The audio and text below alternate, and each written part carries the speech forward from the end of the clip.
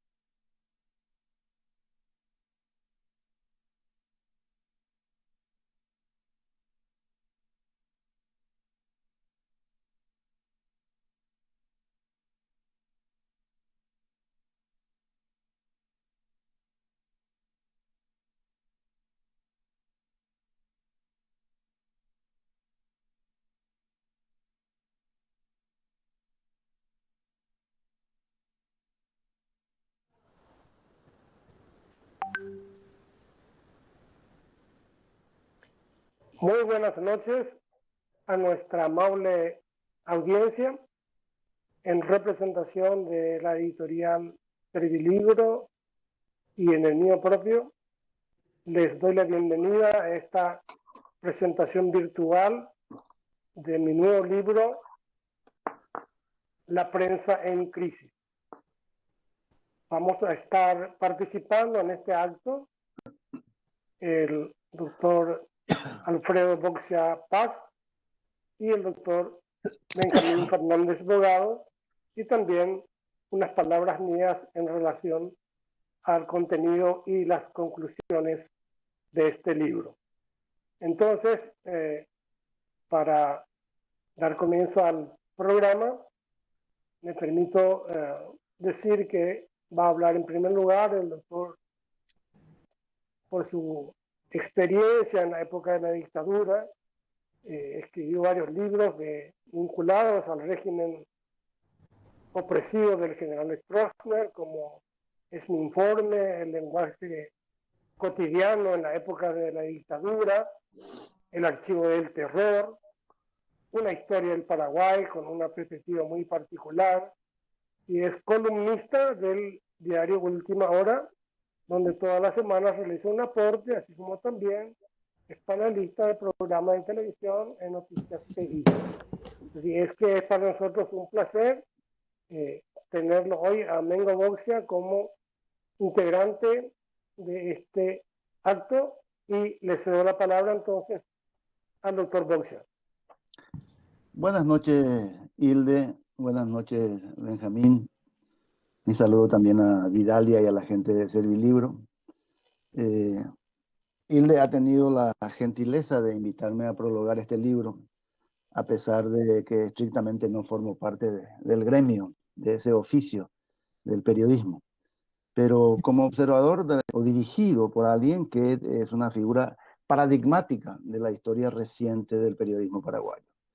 Hilde, con su larga trayectoria en ABC Color, sus columnas de opinión, sus libros, su trayectoria académica y su coherencia de vida misma, se ha convertido en un faro importante para jóvenes periodistas que buscan a alguien en quien guiarse para seguir sus pasos en esta profesión tan conflictiva a veces, ¿verdad? Y de todo lo que hablan los invitados por Hilde a hacer sus entrevistas, Hilde conoce muy bien. Es decir, el primer requisito para obtener un resultado exitoso de una entrevista es que quien haga las preguntas conozca muy bien de qué está hablando. Y el segundo es que elija muy bien quiénes la van a responder. Porque ese fue el camino que eligió Hilde para este libro, que es quizá un camino un poco accidentado o riesgoso, pero que ofrece sin duda un paisaje mucho más variado con respecto a lo que pudiera ser las simples reflexiones de un autor.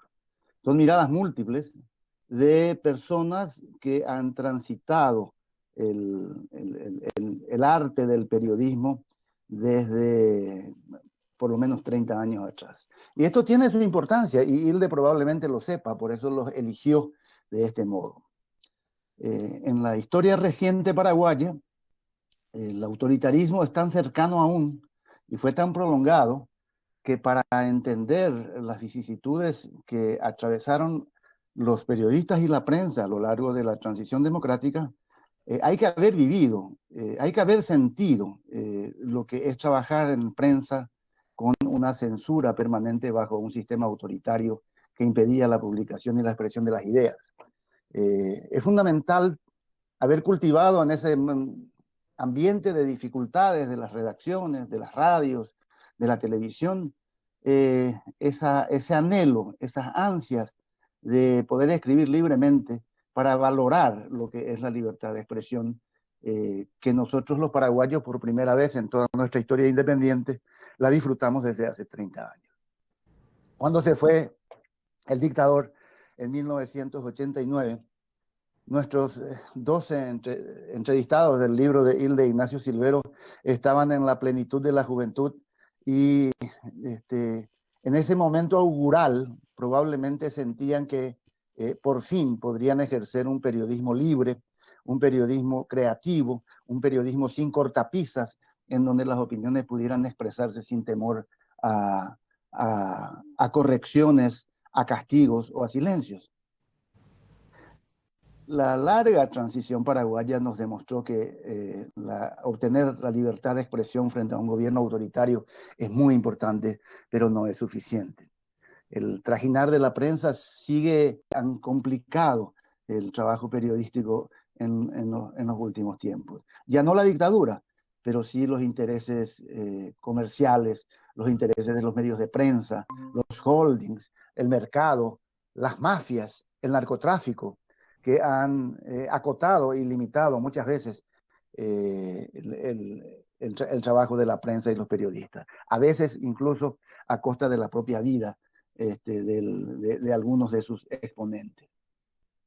En ese sentido es interesante ver cómo además la elección de los entrevistados que hizo Hilde nos permite diseñar las múltiples posibilidades que se abrieron para cada uno de los protagonistas de estas entrevistas una vez que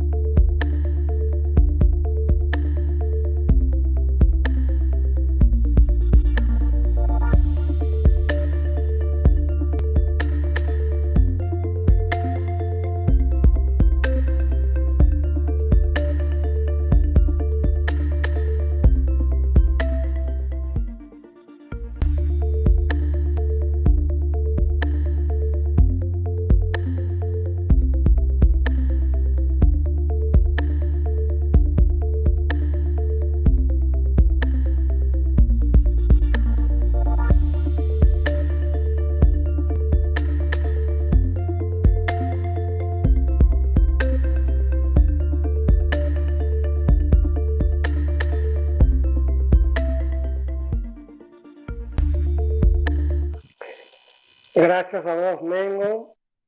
Gracias al doctor Boxia por estas reflexiones que son muy interesantes por la visión que tiene de la situación de la prensa en la actualidad y por los comentarios que realiza también desde su larga militancia en el liderazgo social y en su interés en la política. A continuación va a estar con nosotros una persona que Para mí es una gran satisfacción presentarla, porque humildemente considero que Benjamín Fernández Bogado es posiblemente el periodista que tiene mayor nivel de formación académica y experiencia profesional en la actualidad, debido a su larga trayectoria en distintos medios de comunicación, desde aquellos históricos años como jefe de prensa en Canal 9, en las transmisiones en el golpe de Estado del 89, y después su larga experiencia también en estudios universitarios en España, su doctorado, sus años de residencia en México, ayudando también en la lucha por la defensa de los derechos de los periodistas en México,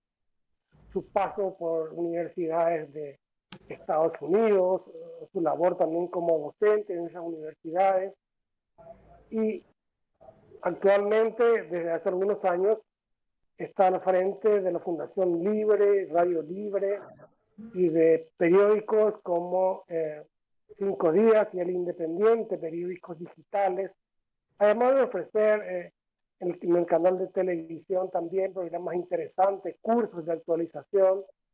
Así es que una persona con un alto nivel de preparación y con una experiencia más que probada en el periodismo va a estar con nosotros ahora y nos va a dar también su visión sobre el tema de si nuestra prensa está en crisis o cómo trata esta crisis a los periodistas, a los medios y en todo caso, como decía el doctor Boxia, qué futuro nos espera.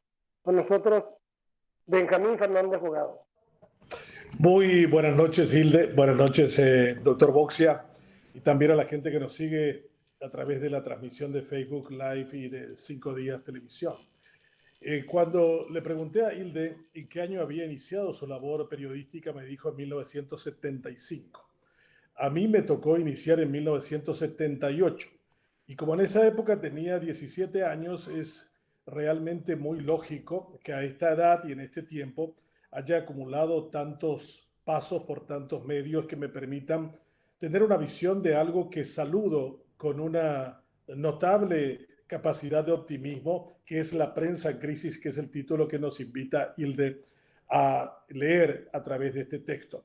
Es una muy buena noticia. Lo mejor que le puede pasar a la prensa en este momento es que esté en crisis. Y cuando planteamos, siempre tratamos de encontrar explicación en torno a la prensa que fue, pero yo me gustaría más bien entender dentro de las entrevistas y la conclusión final de Hilde acerca de la prensa que se viene, la prensa del futuro. Una vez cuentan una anécdota muy simpática que cuando apareció la televisión en Estados Unidos, un director de periódico le preguntaron si la prensa se acabaría, la prensa escrita, la prensa de diario, la prensa de papel. Y él, un tanto enojado, esgrimió un argumento diciendo: trate usted de matar una mosca con un televisor. Evidentemente, esa no es una tarea que pueda hacerse con ese aparato, en ese tiempo ni ahora, pero lo que quería decir es que la prensa de papel iba a continuar como realmente aconteció. Y cuando uno observa, incluso en la evolución tecnológica, el hombre más rico de la Tierra se llama Jeff Bezos. Es el dueño y el fundador de Amazon y decidió comprar un periódico que estaba en decadencia, el Washington Post, el mismo que había hecho la investigación de Watergate y que había terminado con la renuncia de Nixon y que no se encontraba en una buena y cómoda situación financiera. La viuda del señor Graham, la señora Catherine, la que llevó al periódico en sus picos más altos, decidió venderle a este hombre que, a pesar de lo que la gente pensaba, que eso era una locura, que no iba a funcionar, sin embargo, entre Donald Trump, las noticias falsas o fake news, el aluvión, el tsunami de las redes sociales, como califica en su libro Hilde Silvero, le ha venido muy bien al periódico, que de 300 empleados que tenían escribiendo en el periódico, ahora tiene 1000 de ellos, y el periódico ha sido un suceso desde el punto de vista financiero, y a tal punto de que el señor Bezos parece, después de abandonar el control de Amazon de manera directa y constante, ha decidido dedicarle más tiempo a esta pasión que significa el hacer un periódico extraordinariamente importante en este periodo a nivel global, y también lo fue para resaltar los aspectos que tenían que ser resaltados durante la administración Trump. Creo que en ese sentido veo con muchas expectativas esta cuestión. Cuando la gente me dice las redes sociales y las fake news son una amenaza, yo les digo no, es lo mejor que nos puede pasar. La palabra información viene de un término latino que significa informare, poner en forma, algo que aparece como torcido, algo que no parece recto, algo que no parece correcto. Eso significa que aquellos que nos dedicamos a la información o a poner las cosas en forma, en un mundo en el que hay mucha gente que está interesada en distorsionar los hechos y presentarlos de manera aviesa, distorsionada o simplemente manipulada, significa que hay mucha gente que volverá a leernos, a escucharnos y a vernos por televisión en los medios tradicionales y, por qué no, también en los medios digitales que hoy nos ofrecen una oportunidad y un público que anteriormente no teníamos. O sea, cuando yo digo la fake news y los tsunamis, maravilloso, que sigan existiendo, que sigan apareciendo las granjas de trolls o de los bots en Rusia, manejados por sectores que buscan cambiar la percepción de la gente, o que haya sicariato periodístico en nuestros medios que traten de denostar contra aquellos que quieren construir la opinión de la verdad teniendo en cuenta valores objetivos, valores subjetivos que realmente tengan que ver con la propia capacidad y la comprensión de la labor del periodista para con su sociedad. O sea, en ese sentido, en las entrevistas que plantea Hilde, veo que hay mucha nostalgia de los tiempos de antes, pero hay una especie de lejano atisbo de optimismo con respecto a los tiempos que vendrán. Esta semana se recordó la Semana del Periodista del 26 de abril, el lunes pasado, en coincidencia con la aparición del primer periódico en la era independiente del Paraguay. Se llamaba El Paraguayo Independiente y su propietario era el presidente de la República, Carlos Antonio López, que además de que el medio no era más que un mecanismo de propaganda del propio gobierno de López y justificador de la independencia del país en esos tiempos de que no había un reconocimiento de otros países a nuestra propia independencia, el periódico era del presidente de la República. Hoy sería un escándalo que el presidente de la República tuviera un periódico y que además colocara en el acta de 1842, que algunos no lo llaman la primera constitución de Paraguay, un artículo donde decía que no se podía importar imprenta al Paraguay sino con el permiso del Supremo Gobierno. El Supremo Gobierno era el de don Carlos Antonio López, el mismo dueño del Paraguayo Independiente. Imagínense tener una constitución como la que tenemos del año 92, de la que he formado parte en su tarea redactora, tenga un artículo de esas características. De paso, esa constitución del 92, como ninguna en la historia de nuestro país y yo diría de América Latina, se refiere en 7 artículos a la importancia del periodismo, a la importancia de la libertad de expresión, al valor que tiene tanto la libertad de prensa como la de expresión en la construcción de una democracia más sólida y más entendida en provecho de la gente y de su desarrollo.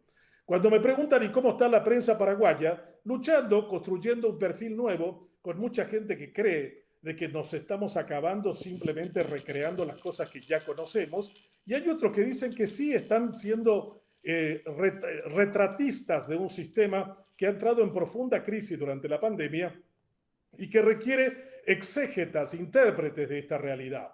En ese sentido, es probable que el periodismo, y eso lo plantea en muchas respuestas bastante incómodas, algunas, Hilde, a los colegas, acerca de cómo bien ven la relación del periodismo con la política. Y vemos que la desnaturalización del concepto de la política, que significa básicamente la búsqueda del bien común, se emparenta con una prensa que está al servicio de intereses bastardos y que buscan que la política siga siendo el sinónimo de ese infinitivo paraguayo llamado politiquear, que es engañar, que es mentir, que es presentar las cosas de manera falsa. Y creo que en ese sentido la prensa paraguaya tiene varios ejemplos de construcción de nuevos paradigmas. Si alguien dice en este momento ya sabemos cómo será la prensa del futuro, creo que estaremos equivocados en una afirmación de ese tipo. Pero vuelvo a reiterar mi visión optimista de las cosas. Nunca como ahora tenemos tantas oportunidades para hacer un buen periodismo, aquel que realmente sirva a la gente. Ese otro periodismo, ese que está al servicio de los intereses bastardos, que se emparenta con la idea de la propaganda al servicio de algunos intereses que no son los que realmente sirven a la gente y a que tenga mayor información, no tendrán una duración muy larga.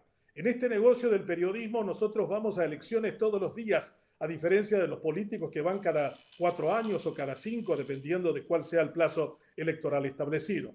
Cuando la gente pierde la confianza en un periódico, en una radio, en una televisión, en un canal de televisión, en un periodista, sencillamente esa pérdida de confianza significa básicamente el retiro de todos los fondos, que equipararía a la cuestión de desconfianza hacia un banco de un ahorrista, por ejemplo. Y cuando nosotros vemos estas realidades, cuando observamos en el Paraguay de donde venimos, con una cierta nostalgia, poca gente debe saber lo que era hacer periodismo en 1989. Antes del 89, yo conocí a Eldia Silvero en aquellos preparativos para fundar un sindicato de periodistas. Nuestro primer secretario general fue Alcibiades González del Valle y a mí me tocó ser el encargado de las finanzas, el secretario administrativo. Tenía cuando eso 19 años. Y aquello era realmente estar en las catacumbas y siempre desconfiar acerca de quién era la persona que entre nosotros podría estar informando al gobierno en torno a lo que hablamos. Y lo que queríamos era simplemente manifestar el deseo de construir una mayor libertad en medio de un régimen oprobioso que había creado leyes liberticidas, como la que me llevó finalmente a investigaciones después de mi primera beca a los Estados Unidos en el año 1988. Fue una cosa también muy simpática, porque Pastor Coronel me acusó en aquella oportunidad en su oficina de que era un espía de la KGB y de los chinos. Y yo le dije, mire que es difícil, estando en Minnesota con una beca del Congreso de los Estados Unidos, que es la beca Fulbright, que esté haciendo actividades de ese tipo. Y el hombre me pega un duro golpe a la mesa y dice, y además es de la CIA, porque la embajada norteamericana ha hecho responsable al gobierno de Stroessner de todo lo que le pasa. Mire que es difícil ser espía de la China, de Rusia y de la CIA al mismo tiempo. Tiene que definirse usted con respecto a quién yo formo parte de una tarea que solo cabe en la cabeza suya. Y lo más simpático de esto, nunca lo conté, mi interrogador se llamaba el doctor Ali. Y el doctor Ali me hizo una serie de preguntas en torno a lo que yo había hecho, la manifestación contra Stroessner en Nueva York, cómo había pagado los manifestantes, por qué aquello se convirtió en un gran fiasco y del que yo he sido el organizador según esta persona. Cuando terminé de decirle que todo eso era un embuste, que era simplemente que yo estaba como periodista informando del hecho para Radio Caritas, que me había contratado en ese momento para viajar a Nueva York desde Minnesota, terminó aparentemente creyéndome y me dijo, doctor, ¿usted me puede conseguir una beca para mi hijo que estudia ingeniería? Y me pareció tan simpático. La oficina del doctor Ali tenía una serie de póster del Club Libertad. Era un fanático del mismo club de Stroessner, de paso, que era una contradicción. O sea, no se podía ser amante del Club Libertad en un lugar en donde se torturaba y se iba en contra de las libertades, justamente. Entonces, a mí me pareció tan simpático que le dije, si usted me libera de aquí, es probable que yo pueda hacer algo por su hijo y por usted. Pero mientras yo esté en este sitio, no creo que pueda hacer mucho desde este lugar. Creo que esa prensa que murió en 1989 de persecución, de angustias, ha dado una prensa vigorosamente comprometida con la libertad y con la democracia. Muchos de los personajes que desfilan en las entrevistas que hace Hilde Silvero tienen que ver con esa etapa de consolidación de la democracia que no ha sido nada fácil. Durante todo este tiempo siempre estamos con alguno que pretende violar la Constitución y permitir su reelección. Y así hemos tenido ya la experiencia con Duarte Frutos, con Fernando Lugo, con Horacio Cartes y quién sabe con qué otras personas. Recuerdo cuando fui constituyente, el presidente de la convención había sido mi primer director en el diario La Tribuna. Se llamaba Óscar Pacielo. Y recuerdo estábamos en la comisión de redacción y estilo con Villagra Marsal, con Rubén Barreiro Saguier, con Alcibiades González del Valle. Y yo les dije, acá hay un error grave de redacción en este artículo que habla de la no reelección de los presidentes. ¿Por qué? Me dijo el doctor Pacielo. Y porque en la primera parte dice el presidente y el vicepresidente electos democráticamente el 15 de agosto durarán 5 años improrrogables de mandato. La palabra improrrogable es bastante clara en el español, no necesita ser explicada la palabra. Pero sin embargo, continúa el artículo y dice, no serán reelectos en ningún caso. Cuando le dije al doctor Pacielo que había un error, me dijo, sí, es un error de profeso. Para que te recuerdes, Benjamín, los presidentes a partir de 1900 2002 en que puede modificarse la Constitución, van a interpretar ese artículo a su gusto y antojo, y estoy seguro que algunos dirán que todavía pueden ser reelectos. El doctor Paciello, que no sabía mucho de finanzas en la tribuna porque no le fue nada bien en el manejo del periódico, sin embargo sabía mucho con respecto al comportamiento que los políticos tendrían en torno a la no reelección de los presidentes según el mandato constitucional. Creo que hay muchas trincheras en donde todavía el periodismo necesita encontrar un punto que apalanque y consolide esta democracia. La Constitución y velar por ella es uno de esos territorios. La otra cuestión es acerca de lo que yo considero que es el fin de un sistema, de una manera de organizar la política en el Paraguay que está en profunda crisis. Lo que estamos viendo en pandemia y lo que vimos en estos días con el tema de la administración de la pandemia propiamente, nos demuestra que la política ha perdido lo que es fundamental para mantenerse como tal al servicio de la gente, que es gestionar la democracia en favor de la gente. Fukuyama tiene una frase muy interesante, el mismo que escribió El fin de la historia, un polémico ensayo sobre la caída del muro de Berlín en 1989, decía: si Latinoamérica ha luchado en las trincheras de la libertad contra los gobiernos militares en la década del 20, el territorio en donde jugará su final o su búsqueda de consolidación de la democracia será en la gestión. Y cuando nosotros vemos ahora la calidad de gestión de este gobierno, que no puede organizar un sistema de vacunación, el más mínimo, el más simple, no puede utilizar la tecnología en las manos de la gente para poder producir unos cambios extraordinarios. La gente envía giros de dinero a través del teléfono celular y todavía este gobierno no puede, con 120 millones de dólares en el MITIC, organizar un sistema que permita a la gente que se vacune en la farmacia más cercana o donde realmente le permitiera sin grandes problemas acceder a eso que es tan valioso en estos tiempos. Yo creo que uno de los temas interesantes e importantes de la prensa ha sido el resaltar los problemas de la gestión en democracia. Y cuando hablamos de la gestión hablamos de todos los poderes del Estado, donde vemos grandes deficiencias a la hora de hacer. Estamos un tanto cansados, es cierto. Hemos hecho muchas denuncias de corrupción y no hemos tenido acompañamiento en el sistema judicial paraguayo, que en general ha sido bastante cómplice de la propia corrupción de los políticos y han sido muy funcionales ambos. No hemos tenido la satisfacción que podía haber tenido Woodward y Bernstein en la investigación del Watergate, que tuvieron un fiscal Cox que finalmente fue el que apretó para que forzara la renuncia de Nixon. En realidad, Watergate no es el triunfo de la prensa norteamericana, es el triunfo del sistema judicial norteamericano. Si Woodward y Bernstein hubieran sido paraguayos, no hubiera pasado de ser una de las tantas denuncias de corrupción que se hace contra un jefe de Estado. O quizás alguien hubiera respondido como González Macri, son Serareín Ingoupea, que era finalmente un grupo de gente que entra a pinchar el teléfono desde el cuartel demócrata en Watergate, ahí en las orillas del Potomac, para escuchar qué estaban diciendo con respecto a la campaña electoral en la que fue finalmente Nixon reelecto. Nosotros, si no tenemos el apoyo de la justicia, nada va a cambiar en términos de denuncia. No es suficiente con decir lo que no funciona bien, no es suficiente con decir los problemas de gestión si no estamos acompañados de un sistema judicial que realmente esté al servicio de consolidar las libertades de expresión y de prensa. Hilde Silvero en las entrevistas insiste y en mucho acerca del compromiso personal con la democracia de parte de los actores. Y me parece muy bien. Resalto porque este es finalmente un libro como un testimonio de la historia del Paraguay en el siglo XXI y el rol que jugó el periodismo desde ese instante. Muchos de nosotros estamos cuestionados, a veces desde el ámbito de la injusta manera de referirnos como actores políticos en el sentido bastardo del término, cuando en realidad sí lo somos. Los periodistas somos políticos, como todo aquel que realiza bien su labor desde cualquier trinchera profesional que le toque. O sea, entender y desacreditar la política en función del trabajo del periodista me parece de lo más ruin y de lo más perverso y que no se compadece con la realidad. El otro tema que preocupa mucho a Hilde es la cuestión de la propiedad de los medios y la tensión entre los periodistas y los intereses de los dueños de los medios.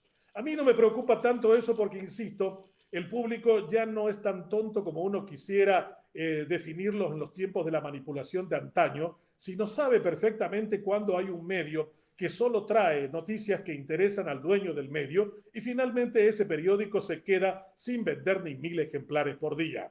Ese medio no podría sobrevivir si no tiene los ingresos de otra actividad que tenga que apuntalarlo tras el cruce de algunos productos en frontera. En ese sentido, a mí no me preocupa mucho la cuestión de cuántos propietarios tengamos, porque además hoy tenemos más propietarios de prensa en todos los campos. Cuando nosotros pusimos de que un propietario de prensa no podría ser candidato a ningún cargo público, esta es una de las cosas que habría que cambiar de la Constitución, ni pensábamos que Internet podría llegar al Paraguay recién 4 años después, en 1996. Ese artículo se escribió en contra de quien Hilde Silvero en su libro rinde un homenaje, que es el director del diario ABC, recientemente fallecido, Aldo Zucolillo. Y así como esos, habían varios otros artículos. Mucha gente me pregunta, y Benjamín, ¿por qué no entras a la política? Y porque el artículo de la Constitución 92 prohíbe a una persona como yo ser candidato a nada. No puedo ser candidato a concejal municipal ni a presidente de la República. Y no puedo ser tampoco uno de los que, habiendo defendido la Constitución en varios momentos y haberla redactado, ser el primero en violarla. Yo creo que también en muchas de las preguntas, Hilde, con esa manera de profesor, porque Hilde no cuenta que es un hombre dedicado a la docencia, fue decano de la Facultad de Filosofía de la Universidad Católica, me encontré varias veces con él en esas catacumbas en donde realmente había mucho interés en convertir a la comunicación en un actor principal en democracia. Muchas de las preguntas de Hilde son esas preguntas que hacen los maestros o los profesores cuando están de exámenes. Algunas son muy incómodas. Hay muchos de los preguntados que hubieran querido que no les hiciera esa pregunta y después de leer el libro tampoco les gustaría leer lo que contestaron. Pero lo hace con mucha cortesía, porque esa es la característica de Hilde y lo ha mostrado siempre a lo largo de su vida. Para muchos puede sentirse como un rasgo de prudencia de él, pero del fondo la tarea de Hilde ha sido siempre de incordiar a las estructuras del poder, pero sin perder la cordialidad y la cortesía en muchos de sus actos y de sus gestos. En la parte final de este libro, que hoy se coloca en la opinión de la gente para leerlo, hay unas reflexiones que hace en torno a la cuestión de la política de los territorios pesimistas de la prensa en general. Pero reitero y vuelvo a subrayar, nunca en esta crisis hemos tenido tantas oportunidades de ser buenos, de ser mejores, de correspondernos con una sociedad que aspira una democracia que en términos de gestión por lo menos vacune a las gentes de Paraguay en tiempo, en modo y sin que nadie viole el protocolo respectivo. Vamos a sobrevivir a esta pandemia, Hilde, y también a la audiencia, y vamos a salir fortalecidos. Creo que también esta tarea de desgaste, de mostrar las lacerantes heridas de nuestra sociedad, van a permitir a poder distinguir con mayor claridad quiénes son los periodistas que estuvieron del lado de la gente y quiénes son aquellos que siempre pensaron en seguir medrando de la libertad y de la democracia para provecho personal, corporativo o de algunos dueños de medios. Esta es nuestra gran oportunidad para demostrar que vale la pena ser libres, que valió la pena luchar por la democracia y que valió la pena, por sobre todo, seguir consolidándola en un compromiso realmente cierto, abierto y comprometido con cada uno de nuestros lectores, oyentes y televidentes. Muchas gracias. Muchas gracias a vos, Benjamín. Realmente, después de estas palabras, creo que no hay mucho que agregar. Sí podemos mencionar que recomendamos también la lectura del último libro de Benjamín que apareció a fines del año pasado, que se llama Jardín Pandémico, reflexiones a partir de la situación de pandemia a nivel mundial y la vinculación con los medios de comunicación. Para cerrar este acto, entonces, recordamos a quienes se están uniendo a esta transmisión que se trata del acto de presentación de mi libro La prensa en crisis, que editó la editorial Servilibro, que a partir de hoy está disponible. Me gustaría subrayar solo algunos aspectos, ya que hay múltiples crisis en distintas áreas, ¿verdad? Como señalaron algunos párrafos de quienes me precedieron en el uso de la palabra, la prensa, el periodismo, tal como a veces hasta ahora aparece en las películas, con redacciones amplias, con muchos periodistas, gente tecleando, gente fumando, esa prensa ya no existe. Esas salas de redacción ya no existen. Como decía Benjamín, están vacías. Los periodistas ahora trabajan al estilo COVID, en casa o en forma distante. Eso significa que hay nuevos estilos y nuevas formas de ejercer el periodismo a través fundamentalmente de los medios electrónicos, de las redes sociales y de comentarios, debates en forma virtual, tal como estamos haciendo ahora. Y la desaparición paulatina del formato papel no significa, sin embargo, que el periodismo vaya a desaparecer.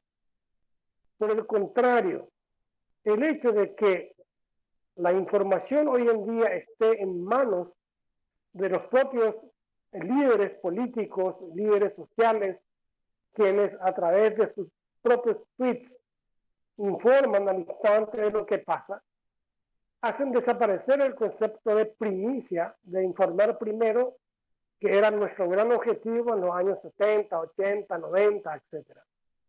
Hoy en día ya la primicia la dan los propios protagonistas.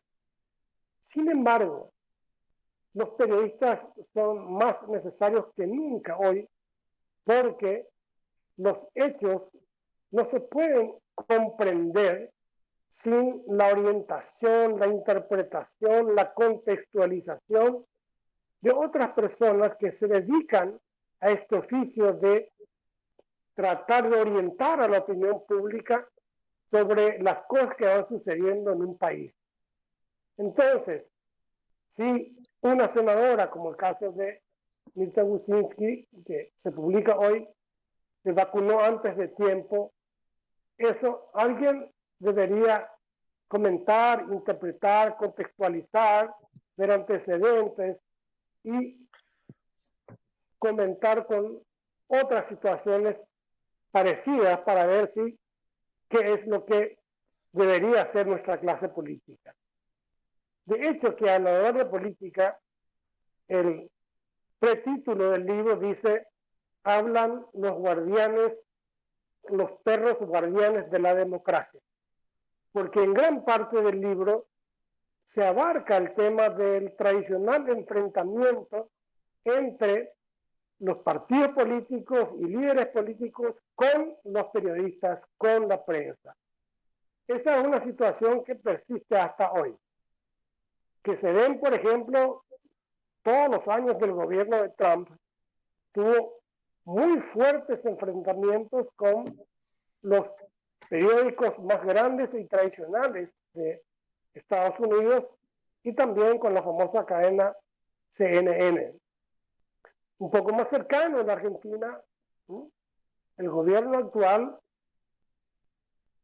de Alberto Fernández y Cristina Kirchner tiene también serios enfrentamientos con los medios más grandes y poderosos, como el Grupo Clarín, el Grupo La Nación, la cadena TN de informaciones, porque sucede aquí y sucede en otras partes también, muchas veces los gobernantes no quieren que se informe sobre hechos que prefieren ocultar o no quieren que se dimensione en su verdadera naturaleza los actos que realizan.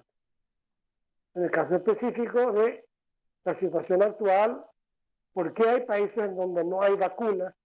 ¿Por qué hay países en donde los líderes políticos son los primeros que se vacunan?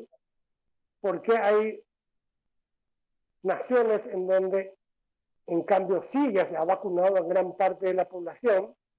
Y entonces esas interpretaciones, esas contextualizaciones, solo las puede dar una voz que no está comprometida con el gobierno, sino que está en la vereda de enfrente, mirando lo que hacen los gobernantes y criticando cuando hace falta. Otra parte del libro también comentan los periodistas sobre el tema de los grupos económicos hegemónicos que tienden a tratar de influir sobre la opinión pública para la defensa de sus propios intereses. Eso es una realidad, en el sentido de que, por ejemplo, en nuestro país, en las últimas 2 décadas, hubo 2 grupos que fueron consolidándose, ampliándose y defendiendo sus intereses, ¿verdad? El primero, el grupo Socolillo, del grupo ABC. De paso, reitero lo que dijo Benjamín, este libro es un homenaje a don Aldo Socolillo, mi maestro en periodismo, ¿verdad? Y el grupo Bierce. Pero también después se unió un tercer grupo en base a la incursión en política de Horacio Cartes y el interés del grupo Cartes ahora de controlar, si se puede, aunque sea en cierta forma, el flujo de la información que llega a la opinión pública para tratar de obtener réditos políticos de la propiedad de muchos medios de comunicación. En el caso de los grupos económicos, a veces los conflictos se presentan cuando hay noticias desagradables o negativas de una empresa, del grupo al cual pertenece el medio. Entonces, ¿cómo se informa? ¿Se informa? ¿No se informa? Y eso genera a veces problemas de conciencia en los propios periodistas a ver cómo van a informar o cómo van a interpretar un hecho determinado. Y el tema de la incursión de las nuevas tecnologías en el periodismo actual es un tema apasionante porque nos está haciendo descubrir que hay nuevas formas de comunicación y cada vez son mayores los grupos de periodistas de 2, de 3, de 5 que intentan abrirse camino forjando sus propios medios de comunicación en el campo digital virtual, lo cual es muy bueno. Cuanto mayor cantidad de voces tengamos, como decía McLuhan, tanto mejor para la sociedad. Lo opuesto o lo malo sería que en un país existiese una sola voz, una sola visión, una sola mirada, un partido único, una prensa única. Por el contrario, hay que favorecer la multiplicación de los medios de comunicación. En cuanto a contenido de la prensa, lo que yo puedo decir es que algunas de las cosas que he venido enseñando hace 40 años ya en la Universidad Católica, ahora me acabo de retirar el año pasado, era el apego a una cierta forma de hacer periodismo que sobre todo sea muy respetuoso con las fuentes, con la ciudadanía, con las personas, incluso con las autoridades, y que siempre se separe lo que es la información de lo que es una opinión. Sin embargo, hoy en día está expandiéndose un periodismo que mezcla la información con la opinión, y hay muchos periodistas que hoy en día tienden a ser no solamente líderes de opinión, formadores de opinión, sino también actúan como fiscales y a veces como jueces, y a veces también en el lenguaje se pasan un poco en el sentido de utilizar términos o adjetivos que desde un punto de vista estrictamente ético no son muy aconsejables. Pero estos son apenas algunos de los símbolos del proceso de transición que está viviendo la prensa hacia nuevos modelos, nuevos sistemas. Lo que estamos seguros es que el periodismo no va a desaparecer, porque es necesario, seguirá siendo necesario. Lo que sí adquirirá nuevos lenguajes, nuevas formas de comunicación y nuevos contenidos acordes a la evolución de la sociedad. Seguramente cuando estos procesos se consoliden, bueno, las generaciones anteriores ya no estaremos, pero la prensa saldrá de esta crisis, saldrá fortalecida y se consolidará en las nuevas modalidades, nuevos métodos que las tecnologías actuales están obligando a adoptar. Con esto vamos a dar por concluido este acto. Me preguntan también ahora por redes sociales, ¿verdad?, ¿dónde se adquiere el libro? El libro se adquiere en Servilibro, cuya sede principal está en la Plaza Uruguaya, pero la editorial también trabaja en el sistema, en el modo COVID. O sea, se puede entrar en la página de Servilibro y ahí pedir online el libro, o pedir con el sistema actual en que casi todo hoy en día se hace, ¿verdad?, que es por delivery, ¿verdad? Cualquiera puede llamar al 021, es una línea baja, 444-770, y en 24 horas tendrá el libro en su casa u oficina. Muchas gracias a todos por haber participado en esta presentación virtual del libro. Espero que les guste y nos volvemos a encontrar en cualquier momento, y reitero mi agradecimiento particular a Mengo Boxia y a Benjamín Fernández por haberme acompañado en este acto de presentación y haberle dado el alto nivel académico profesional al cual estamos acostumbrados con estas dos personas. Y a la señora Vidaria Sánchez de Servilibro, muchas gracias también por su aporte al aceptar la publicación de este libro. A ustedes reitero mi agradecimiento por su participación. Muchas gracias. Hasta otro día.